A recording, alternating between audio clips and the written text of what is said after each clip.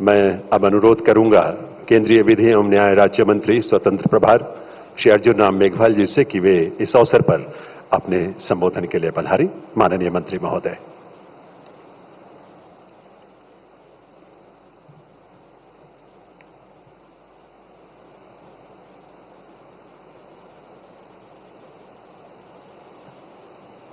आज राजस्थान उच्च न्यायालय के 75 वर्ष पूर्ण होने पर आयोजित इस अमृत महोत्सव की पुनीत बेला पर मंच पर उपस्थित भारत को विकसित राष्ट्र बनाने के संकल्प को सिद्धि में परिवर्तन करने के यज्ञ में दिन रात लगे हमारे यशस्वी और तपस्वी प्रधानमंत्री आदरणीय श्री नरेंद्र मोदी जी,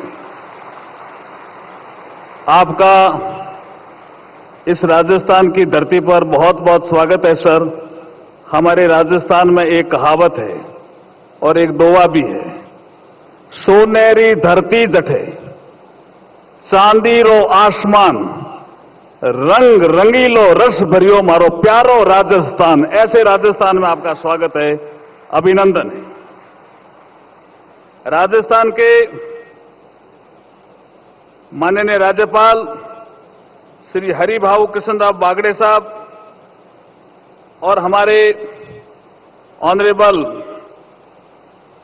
जस्टिस संजीव खन्ना जी, जो हमारे जज हैं honourable supreme court of India के, हमारे मुख्यमंत्री माननीय भजनलाल जी शर्मा जी और हमारे chief justice Rajasthan high court के माननीय एमएम श्रीवास्तव जी, अन्य उपस्थित वरिष्ठ न्यायाधीशगण, वरिष्ठ अधिवक्तागण,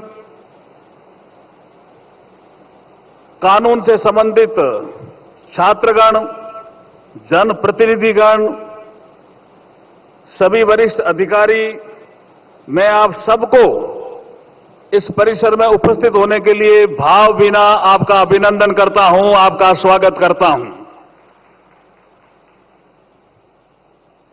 हमें विरासत में सर्वोत्तम परंपराएं मिली है जिन्हें हम कायम रखना चाहते हैं और ऐसे समारोह मनाने का ये उद्देश्य भी होता है। इस समारोह में आप सबकी उपस्थिति ने इस समारोह की गरिमा को और बढ़ाया है। आप सबकी उपस्थिति हाई कोर्ट के सदस्यों के लिए एक प्रेरणा स्रोत रहेगी। मुझे इसमें संदेह नहीं है कि जोधपुर उच्च न्यायालय के 75 वर्ष के अस्तित्व का इतिहास और इससे जुड़े हुए बार के अस्तित्व का इतिहास वो अपने आप में अद्भुत है, अपने आप में गौरवान्वित करने लायक है। ऐसा कहना बिल्कुल उचित होगा कि बार ने, क्योंकि यहां बार एसोसिएशन के पदाधिकारी भी बैठे हैं, बार काउंसिल ऑफ इंडिया के पदाधिकारी भी बैठे हैं, बार ने जस्टिस डिलीवरी सिस्टम में हाई कोर्ट की सहायता के लिए अपना सर्वश्रेष्ठ योगदान भी दिया है। ऐसा कहने में मुझे कोई संकोच नहीं है। राजस्थान के इस हाई कोर्ट का उद्घाटन जयपुर के महामहिम महाराजा सवाई मानसिंह जी द्वारा 29/8/1949 को 1949 को जोधपुर में किया गया था और उसके 75 वर्ष पूरे हो रहे हैं।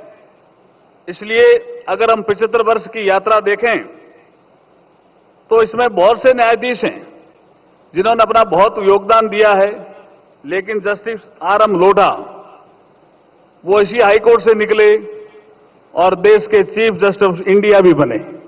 मैं उनका भी यहां स्वागत करता हूं। वो टेक्निकली जस्टिस दलवीर भंडारी जी राजस्थान हाईकोर्ट के नहीं थे, लेकिन इसी शहर से थे, इसी धरती से थे। वो इंटरनेशनल कोर्ट ऑफ जस्टिस में न्यायाधीश के पद पर रहे, इसलिए मैं उनका भी यहां इस मंच से स्वागत करता हूं और अभिनंदन करता हूं। ऐसे कई गणमान्य व्यक्तित्व जिन्होंने जोधपुर में वकालत करते हुए विभिन्न उच्च न्यायालयों के चीफ जस्टिस के पद पर कार्य करते हुए भी और भी हैं, जिनका भी मैं इस मंच से सबका स्वागत करता हूं। मैं इस अवसर पर एक और आपको बधाई देना चाहता हूं। हाईकोर्ट के 75 साल हुए, हमारे संविधान को लागू हुए भी 75 साल हो गए। आधुनिक गणराज्य के रूप में भारत की नींव हमारा गौरवशाली संविधान है, जिसकी आधारशिला ही न्याय है। बाबा साहब भीमराव अंबेडकर जी को किसी ने पूछा था कि अगर प्रस्तावना की आत्मा को कहना पड़े तो आप क्या कहेंगे, तो उन्होंने कहा कि लिबर्टी, इक्वलिटी और फ्रेटर्निटी ये हमारे संविधान के प्रस्तावना की आत्मा है। जब उनको पूछा गया कि संविधान की आत्मा का जिक्र करेंगे और उनके लिए कि आप क्या कहेंगे कि कौन सी संविधान की आत्मा है, तो उन्होंने कहा आर्टिकल 32 मैं मानता हूं कि ये संविधान की आत्मा है। ये बाबा साहब का कोट था। ऐसे संविधान जिसके 75 साल माननीय प्रधानमंत्री जी के निर्देशानुसार हम पूरे देश में मना रहे हैं। हमारा संविधान हमारा सम्मान। एक कार्यक्रम में हमारे chief justice of India honourable doctor D.Y.. Chandrachud साहब भी उस कार्यक्रम में थे। आज उनकी तबीयत ठीक नहीं होने के कारण यहां उपस्थित नहीं है, लेकिन हम इस मंच के माध्यम से चीफ जस्टिस ऑफ इंडिया साहब को भी बहुत बहुत बधाई और शुभकामनाएं देना चाहते हैं, क्योंकि उन्होंने एक बड़ा नवाचार किया है। स्थानीय भाषा और राज्य की भाषा का भी न्याय के क्षेत्र में महत्वपूर्ण रोल होता है, और इसलिए इसी को ध्यान में रखते हुए सुप्रीम कोर्ट ने अधिक से अधिक क्षेत्रीय भाषाओं में फैसला उपलब्ध कराना शुरू कर दिया है, और ये honourable chief justice doctor D.Y.. Chandrachud साहब की पहल है।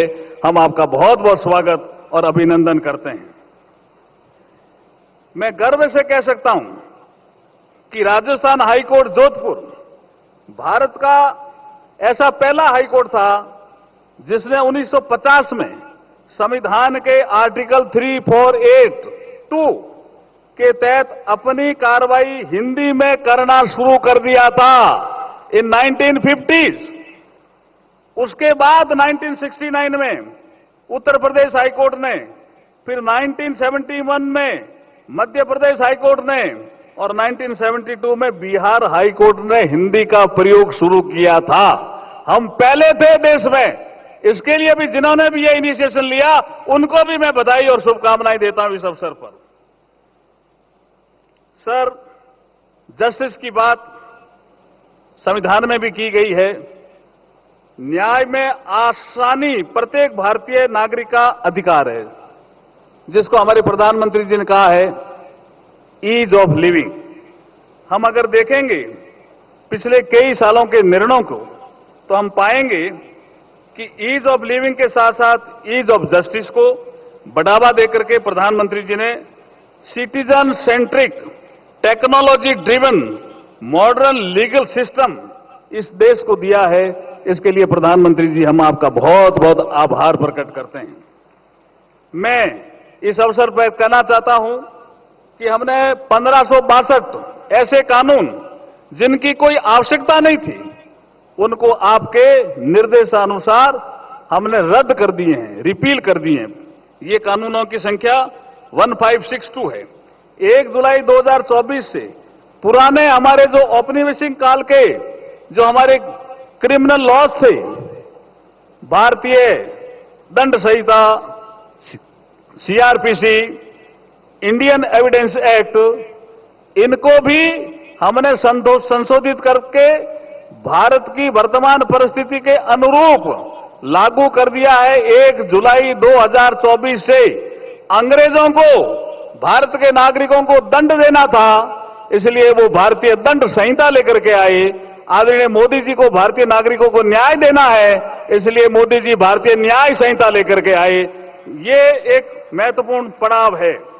मैं इस संबंध में पुनः आप सबको बधाई देता हुआ, अपनी शुभकामनाएं देता हुआ, अपनी वाणी को विराम देता हूं और एक 75 साल का जो ये इतिहास है, इसमें न्यायतंत्र में जो विश्वास है ये हमेशा बना रहे और बना रहेगा, इसी आशा और विश्वास के साथ आपको पुनः बधाई देता हुआ अपनी वाणी को विराम देता हूं।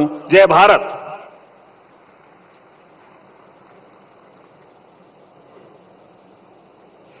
बहुत बहुत आभार माननीय केंद्रीय मंत्री महोदय श्री अर्जुन राम मेघवाल जी का।